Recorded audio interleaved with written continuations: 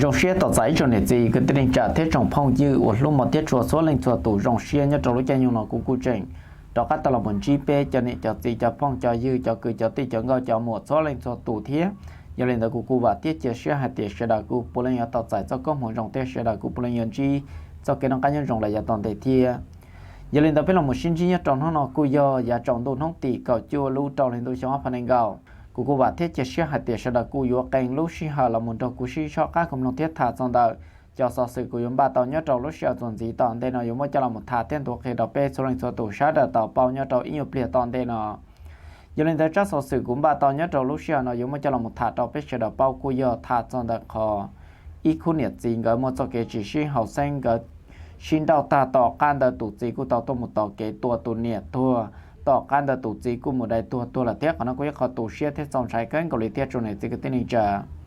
อย่าลืมแต่ให้จนแต่เขาเต้นแม่งนะกูอยากปอต่อหัดเตียยกเขาเต้นแม่งว่าจะที่สองใช้กันก็เลย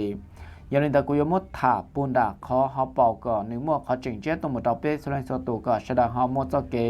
กาเช็ดที่เต่ารงชาเขาว่ากูจะเลยเราหมดถาจนแต่เขาตุจีเต่าเลยเตะเราหมดเต่าตัวปนเนี่ยตัวเนี้ยเราเนาะซื้อmà nhớ cho lên là khó tới mình nó mà cứ giờ chịu xì hạt tiền nhớ lên là tụ bọn nè mà giá tao lo nên tới vừa tụ chịu đã u rồi này à chỉ nên tụ chịu đã u cái từ mua pe tụ mình nhiều là chỉ tỏ can đó nó chỉ nên tụ chịu đã u thiên cái một số cái chỉ xí hậu sinh nó chỉ cái cu sinh đau chỉ thế là chỉ cho mình nhiều non cho tụ bọn nè là mù nhớ cho tao nè tài lỡ ta xí nhớ cho lên là cho mình nhiều nó chỉ chuyện đó tụ nè nhớ ta xí tụ chịu là cứ chủ lúc cho mình nhiều thế nhớ trò sụt sụt xong mà cô nhớ tròn là tụt chỉ mua nhiều tôi ba lại trả chỉ vô lên đó nó nè chỉ cái khu nhiệt gì nó mà cái thứ xin đâu tao là một lên đó và cậu lúc xong rồi nè tụt chỉ cô mà mua lúc bề hồ tiền tháo phết họ tụt bao nhiêu tao tao lúc cho xe tụt chỉ chết tua nhớ trò rầu nó mà mua lúc bề hồ tiền buồn bà buồn chun muốn nói nhiều lên đó bé chào trí xong họ tụt chỉ chết và tao cái tệ tụt bao nhiêu nhớ trò rầu nó mà cái tụt bé sẽ đào bỏ nhớ trò lúc xí hà nó tụt giờ nó mua lúc bề hồ tiền tháo lạt mà nỉ lún nó nè mà giờ đến tao cắt tháo khu nhiệt chín đó nó gỡ một số cái chỉ xí hậu sinh cái xin đau là mù chín đến đó nó chỉ cú xử lý tiền tụ chỉ chia và tụ biết sẽ đào bỏ đó nó cú tụ một giờ tụ bỏ nhiệt và giờ tụ bỏ nhiệt buồn bàn đó nó chỉ tháo lú xí hậu và nó giờ tao tụ bỏ nhiệt đó nó lỡ nó chỉ cho mình nhiều cú chủ muốn cho và tụ chỉ chia đó nó nhớ tí dạng gầu thiệt vậy chỉ lên đó tụ chỉ nó mà nó giới tụ chỉ và nó khi nó tụ bỏ nhiệt hành nè chỉ lúc sau này vừa tàu nữa tụ bọn này nó mà tem men nhựa lò này những khí chỉ bù muốn cho lưỡi là người tua xí họ này tụ bọn này lò này những khí này chỉ bù tàu muốn cho họ tự lý rồi do hạt tiền vô chuẩn thon này một cứ nó cứ hậu cho út nó mà tự lý một tàu xứ họ giờ tiền tàu muốn cho lưỡi là người tụ thả mà như tàu đi chỉ tụ chỉ nó những giới tụ và khí tụ bọn này tao làm muốn tụ rủ chỉ lên đó bóng trò lệ ở bên hông giá tạt thâu lò nó chỉ nhớ trong đời sát thế tế chỉ quy trừ xì hạt tiền quy dễ cho khó và lúc chạy là cho các khí cho trẻ cần ta nó đủ là thế giờ lên ta tụ chỉ cố nó thế là tàu tôi một trong ta tụ bọn nhẹ hoặc là lúc giò một lúc về hồ tiền nòng về tón nhất trong ta lúc mường và bự bát thùng nhất trong ta lúc sen mà hạ sản nắc kho nhất trong ta lúc tết chào thái giờ lên ta thầu lúc sau tôi trong ta trên đó chạy cô chuyện này tôi đã chỉ tại xin cô tôi muốn cho tàu tụ và bọn nhẹ cô ta thà tiền dễ trọc họ lúc chạy và cho mấy tụi mình nhỏ là vô một cẩn tao cần ta là trên xe nữa tôi cho mấy tụi mình nhỏ tao mua vô không giờ nhớ trâu tỏ ta là có ý lượng họ tàu mình chỉ không giờ mù ba cần ta nhớ trâu lúc xong chiaส่วนgì tao tên là thế giờ lên ta có tên mình nó cũng do chữ sĩ là một vật tròn cái khu nhiệt gì nó mua cho kế và chữ sĩ học sinh này vậy chữ sĩ là một vật tròn và tù chỉ chia thiết tù và bao nhiêu là nó là vậy ý cho họ tên là tù chỉ cố tua chỉ có cho mình dùng nhiều không giờ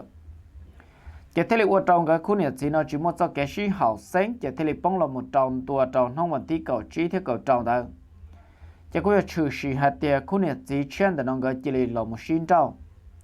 tổ càng cái sinh trâu tan tròn đó thế là bông trong không tí cầu xa thảo sinh gió đó chỉ tụ bọn này cũng là một trong nhiệt tài là nhau là chỉ tụ bọn nàyจะhai trâu tụ nhiệt tài là giờ tiền nhiệt hạt tiền cóวันนี้รอเจจะเนื้อหมูสักของหาจงเทียเนื้อหมูวอกคือต่อปันเจละหมูวัวจงกันเนาะจะตุนป้อนเนี่ยน่าจะว่าฉันซ้อมมาแล้วจะต่อการแต่จะกู้จีรีจีปอตุป้อนเนี่ยน่าละมูลีแล้วจะยังเล่นแต่เนาะอีเปลี่ยนชีเจ้าเท่ายาวว่าโยตาชูเท่าน้องตีเกาชานแต่นะยัง chỉ giờ mua cho biết sợi nhớ trong đó là ít buồn gì lúc rồi đó trở theo làm hai trâu tụ bọn nè bây giờ tụ nè tài nè thì có tung xài tao ta luôn cho xe nhớ trâu tao kể là có một sai đó chơi thia mới ra tiền là một tuổi nhớ trâu tao cho nên đã thảo lúc xí hạt tụ nè tài là tôi một sai còn đời nó chỉ là thế li tao hù trâu cho tôi chẳng sự tôi một son cho sai chùa khó tới mình tao chữ xí nhớ trâu rồi nó mà trở lên đó là tao là một son chùa khó và chơi chữ xí khó tới mình và trâu tụ xài là giờ tiền tụ bọn này nó tao ta luôn cho xe chỉ là tao sai là một trong đó khó và tụ bọn này tao ta luôn cho xe đó này vậy chỉ nhớ cho lên đó xa lâu chỉ là mù lên đó và cẩu mét chỉ cú bỏ tụ chỉ chân đó luôn ha các bảo họ nhớ cho lên đó xa xí nó chỉ là lò đen đó tụ kế lên đó nền cẩu mét chỉ cú bỏ giác từ của tôi muốn tàu tụ bọn này tôi nhớ cho rồi nó họ nhớ trong đó khó tụ bọn này tao chết chỉ cú mới lúc chết trả thì ít ra tiền cầu nhớ trong đó tụ bọn này sát cha đa thiệt giờ lên đó trở lên đó là tao son rùa thiết sai khó tới mình tao trừ xì nhớ tao rồi nó mà là cú tao muốn cho và tụ bao nhiêu tao nó nghĩ tụ phong dư trong sắp lại và thầu nữ chẳng chỉ tao đâu nữ tụ chỉ chen đó này dạng thả về tụ phong dư đó cú hai tiền nhớ trở lên đó trả tiền mà nữ cú chỉ bao thế ta chỉ nhớ trở lên đó luôn ná có bầu và bỏ bông tại mà riêng vô chủ yếu tụ chỉ chen đó lúc xử lý giờ lên đó là bao mày hay tiền do chủ yếu khó và tụ chỉ cố đỡ tôi mù cho mình tôi mình dùng nhiều không chờ thiết tôi mù cho tụ bọn này thả trên chơi thế thì tôi tụ chỉ chơi nó một cho cái kinh doanh giàu trong đó tụ bọn này nó chỉ nên thế thì một tụ bọn này nó trâu tỏ cá đỡ nữa muốn trâu ta chỉ nên cũng chơi trả tỏ cá mù yếu tới tụ chơi là chỉ nên thế thì trong cái tệ muốn nên tụ bọn này tua nhất trâu rau nó mà nhất trâu này khó tới mình đó mà là cũng chẳng chỉ tao và bao mày hay tiền yếu do tụ chỉ chết thì tiền ta chỉ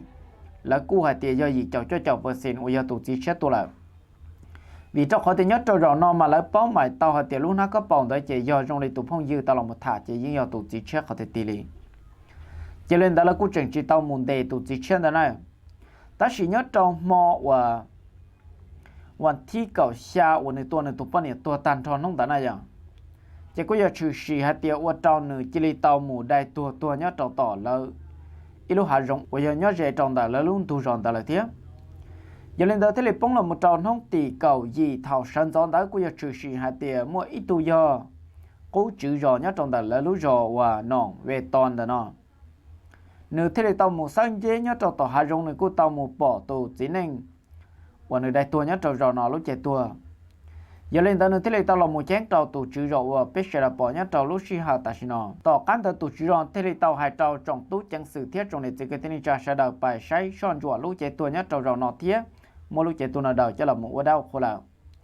mà giờ lên tao ít trong này chỉ cái thế này cha hai tàu tao khó tao mình nào mà cú bỏ tao hai tiền giấc kho tụ xe thiết chọn trái cân cầu lưỡi thiết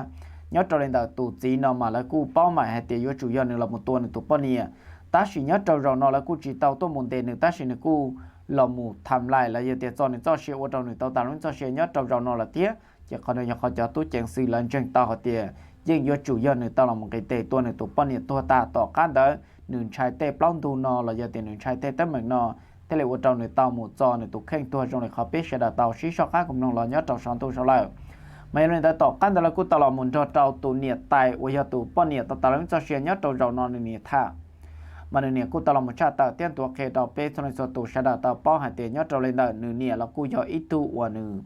mò con non chả thiết nhớ trâu là nửa luôn thôi chê mà cô chỉ bao hai tiền cho vừa nhó rong bé chân nông thiết vừa rong đi chạm một trâu bé chân nông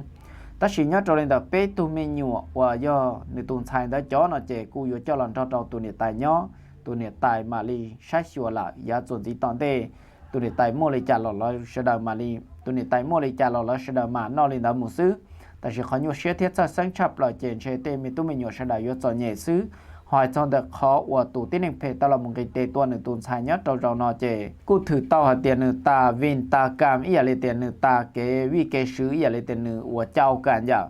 dù tụ tiến hành tao lắm cho xe lọ là tụ cụ tao ta là thiết,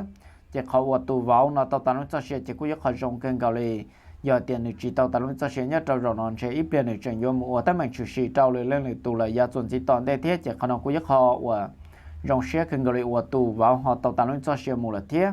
bây giờ thấy trong này chỉ cái tên trả thiết trọng phong chữ và luôn một thiết chuột số lên chuột tụ nhà này nó bé sẽ đợi trong một xí cho các công đồng thiết thả cho ta khó tới mình chủ sĩ và trâu tụ chỉ tàu cái tệ tụ bọn nhiệt ta tỏ can tại tụ chỉ của tàu một đại tụ cho xe tụ là tiếc họ nó cũng có tụ xe thế dòng trái cân cầu lý thia giờ lên đó họ nó cũng có chuyện tranh tàu pe cho nên chỉ cái tên trả xóa lên cho tụ và thế chia xe hai tỷ sau đó cũng có chủ tàu trụ lưu xuyên tệ có chủ chỉ cho khi thế bọn nhiệt hàng thế vì đó họ tiền nhớ tàu ở xong nó pe nhớ trong đặt tên trong lo nó sau đó cho cái cứ nó cứ hậu chỉ có chủ mua cản ship phù phàn là giờ tiềnแต่ปนเนี่ยเราอยู่จุดเตาหมดจะเกมว่าเราหลวดจะอยู่จุดเตาดอหรือเล่นหรือตุท่ามาเสด็จกูอยู่จุดเตาจูรู้เชื่อก่อนแต่ชาขนาดตัวเทีย